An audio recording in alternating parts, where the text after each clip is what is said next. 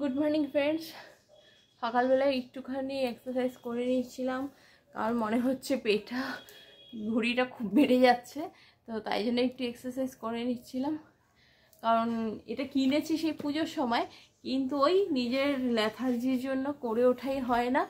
তো কালকে থেকে খুব মনে হচ্ছিল যেন ওয়েটটা একটু বেশি হয়ে যাচ্ছে, তাই কালকে থেকে ভেবেই রেখেছি যে আজকে সকাল থেকে শুরু করব। জানি না আবার চিকুর কদিন পরে স্কুল খুললে আবার কী হবে, হয়তো চিকু স্কুল চলে যাওয়ার পরে একটু পেতে পারি সময়, কিন্তু ওই নিজের যদি আবার ইচ্ছা না করে, ওই 4-5 দিনই আমার ইচ্ছে থাকে, তারপরে আবার সেটা চলে যায়, যার জন্যই খুব একটা এফেক্ট কিছুতেই পাচ্ছি না। হয়তো যে কোনো কিছু ভালো দেখলাম খাওয়ার জন্য ভালো, সেটাও 2-4 দিন করলাম, তারপরে আর এনার্জি লস করে ফেলি। তো এটা সাধারণত শুধু মনে হয় না আমার জন্য হয়, এটা অনেকেরই হয়, যার জন্য আবার অনেকে আছে কিন্তু একদম পারফেক্টলি করে যায়, রোজকার মতো করে যায়।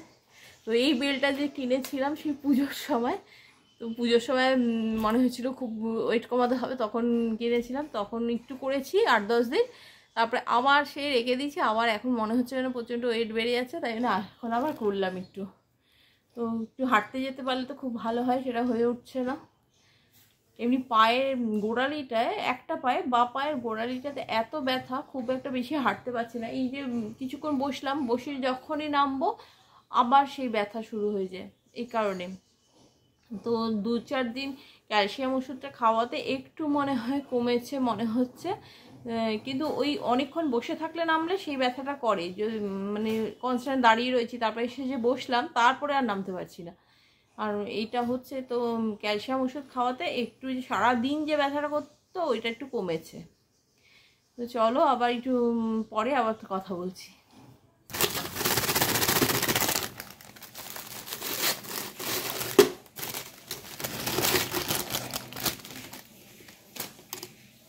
এখন হবে খাস্তা টোস্ট বিস্কুটের সাথে একটু গরম চায় চুমু। আর চিকু গেছে কালকে অমাবস্যায় পুজো ছিল একজনের বাড়িতে, তো দিদির সাথেও সেখানে গেছে। তো রাত্রিবেলায় বলে চোখে জল চলে আসছে, দিদি বলছে তাহলে দিয়ে আসছি আমি, ও চোখে জল চলে আসছে, নিতে গেছি আমি নিচে, ঘরে ফোনটা রেখে নিচে গেছি, সেদিকে আসছে না। তারপর অনেকক্ষণ পরে ওয়েট করে করে আমি যখন উপরে আসলাম, তখন বলছে যে থাকবে বলেছে, তো থেকে গেছে। আসলে মেশোকে দেখেছে তখন থেকে গেছে, প্রথমে বলছিল থাকবে না। আর একটু আমার পাশে শুয়ে শুয়ে ওর এমন অভ্যাস শুতে চায় না, থাকতে চায় না কোথাও।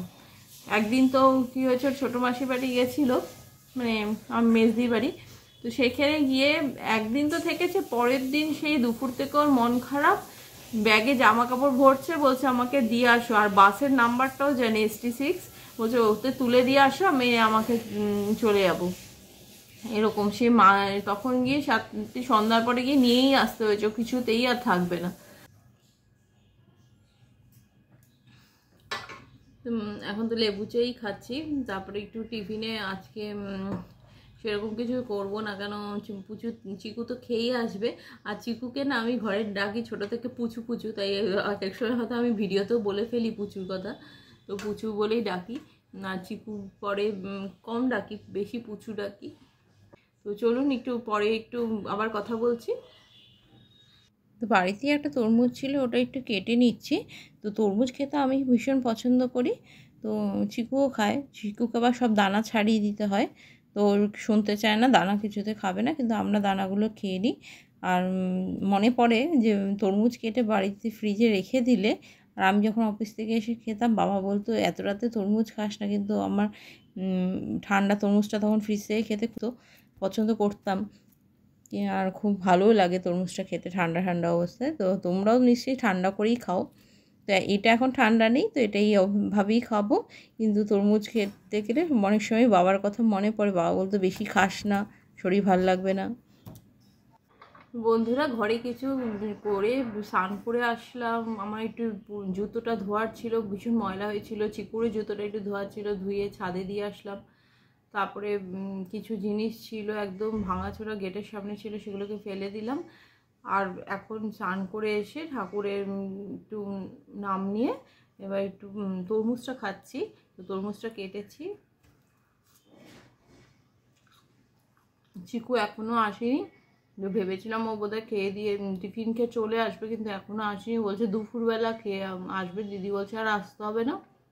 তো ওখান থেকে ক্যারেটে ক্লাসটা দিদি বাড়ির সামনে দিয়েই যায়, তো বলছে ওই ড্রেসটা নিয়ে ওখান থেকেই চলে যাবে। তো এখন একটু তরমুজটা খেয়ে নিচ্ছি। আজকে বিশেষ কিছু রান্না করব না, কালকের কিছু আছে সেই জন্য আর করবো না। এই চিকুর ক্যারেটের ওখানে একটা এক্সাম আছে, তো সেই জন্য এই ফর্মটা রয়েছে, তো ফর্মটা একটু ফিল আপ করে নিচ্ছি। তো তারপরে একটু চিকুর জন্য কেক বানাবো, কেন হচ্ছে অনেক দিন ধরে বলছি একটু কেক বানিয়ে দাও। তো সেদিনকে তরমুজ থেকে একটু টুটি ফুটি বানিয়ে নিয়েছি। টুটি ফুটি বানানোটা কিন্তু খুব ইজি। এটা কিন্তু আমার চ্যানেলেও একটা আছে রেসিপি, আমি অবশ্যই লিঙ্কটা আপনাদের সাথে শেয়ার করব। আর ফ্রুট কেক বানাবো, ওটাই বেশি পছন্দ করে, তো ফ্রুট কেকের রেসিপিটাও আছে, তো সেটাও শেয়ার করব। তো ফ্রুট কেক বানাবার সময় তো অবশ্যই ভিডিওটা করছি। তো এখন একটু ফর্মটা ফিল আপ করে নিই, তারপরে আবার কেকটা বানাতে যাব।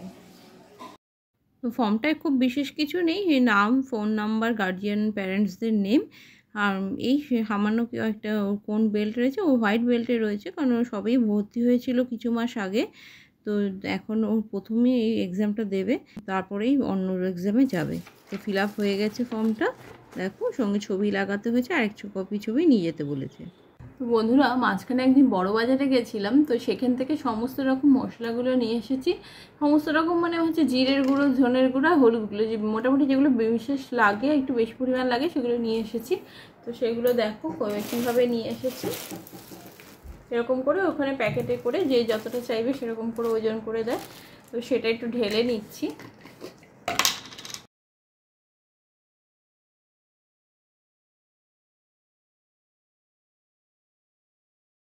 দেখো সব মশলা এরকমভাবে ভরে নিয়েছি। তো কেক বানাতে এসেছি, প্রথমে ক্যারামেল সিরাপটা একটু বানিয়ে নিচ্ছি। এই দেখো, কালকে বলছিলাম একটু আগে তোমাদের, কালকে টুটি ফুটি বানিয়ে নিয়েছিলাম। এই দেখো সুন্দর টুটি ফুটি বানিয়ে নিয়েছি। তো কালকে যখন এটা ফ্যানের তলায় একটু শোকাতে দিয়েছিলাম, তো চিকু ওখান থেকে খেয়ে খেয়ে অর্ধেক করে দিয়েছে। গ্রিনটা তো মানে বেশি খেয়ে ফেলেছে, তো বলছে তুমি 200টা দিয়েছিলে, আমি 100 করে দিয়েছি, এই বলছে। তো আর এই দুটো কালার আছে টুটি ফুটি, আর লালটা আমার কাছে ছিল বলে লাল রং করিনি। তো এই দুটো কালারে টুটি ফুটি বানিয়েছিলাম। তো এখন কেকটা বানাচ্ছি, তাই এইগুলোকে বের করে নিলাম ফ্রিজ থেকে। তো এখানে ময়দা দিয়ে বানাবো, আমি ডিম ইউজ করছি না, কারণ ডিমের কেকটা খেতে আমরা খুব একটা পছন্দ করি না। বাবা বলে একটা ডিমের গন্ধ লাগে, তো শিবুও খুব একটা পছন্দ করে না, তো আমারও একটা ডিমের গন্ধ লাগে। তো আমরা দইটা বেশি ইউজ করি, তো তাই জন্য কালকেও বানাবার কথা ছিল, বানাইনি, কারণ টক দইটাও ছিল না। তো আজকে নিয়ে এসেছি, সেটা বানাচ্ছি। এটা একটু আদাও দিতে হয়, একটু জয়িত্রীর গুঁড়োও দিতে হয় এই ফ্রুট কেকটাতে। এবার চিনি আর দারচিনিটা আমি একটু একসাথে গুঁড়ো করে নিচ্ছি, কারণ দারচিনি গুঁড়ো লাগে, তো চিনিটা গুঁড়ো করবো, তাই একসাথেই দিয়ে নিলাম। আর কোকো পাউডার দিচ্ছি, তেল দিচ্ছি। সব ডিটেলস প্রোডাক্ট তো তোমাদের এখানে শেয়ার করতে পারছি না, তাহলে ভিডিওটা অনেক লম্বা হয়ে যাবে। তো এই কেকের ভিডিওর একটা তোমাদের সঙ্গে শেয়ার করে দেবো লিঙ্ক, তোমরা লাগলে ওখান থেকে দেখতে পারো। আর সবথেকে মেন ইম্পর্টেন্ট হচ্ছে বেকিং পাউডার, বেকিং সোডাগুলো কিন্তু একদম লাস্টে দিতে হয়, কারণ এটা মিক্সড করার পরে বেশিক্ষণ রাখা যায় না কেকটাকে। গ্যাসে বলো বা ওভেনে, যেখানেই তোমরা বানাবে সেখানে দিয়ে দিতে হয়। এটা কিন্তু যে কোনো কেক বানাবার সময় তোমরা মনে রেখো। সমস্ত ড্রাই ফ্রুটসগুলো মিক্স করে নিলাম খুব ভালো করে, আর পাত্রটাও ওখানে আমি প্রিপেয়ার করতে দিয়ে দিয়েছি একটু গরম করতে। গরম হয়ে গেলে আমাদের একটু তেল ব্রাশ করে নিতে হয়, আর তার মধ্যে ময়দা দিতে হয়। আর তোমরা চাইলে বাটার পেপারও ইউজ করতে পারো, তো আমি ময়দা ছড়িয়েই করি, তো সেটা কোনো প্রবলেম হয় না, কেকটা খুব সহজেই উঠে আসে। 3টে বাটির মধ্যে সেট করে নিলাম কেকটা, আর এর উপরে একটু ছড়িয়ে দেওয়ার জন্য ড্রাই ফ্রুটস রেখেছি, যেগুলোকে একটু ওপর থেকে দিয়ে দিলে কেকটা দেখতে আরও ভালো লাগবে। তো বন্ধুরা, কেকটা আজকে হতে থাক, তো রাত্রি হয়ে যাচ্ছে, তো তোমাদের সঙ্গে কালকের ভিডিওতে অবশ্যই কেকটা শেয়ার করবো। তো আজকের ব্লগটা এখানেই শেষ করছি, টাটা।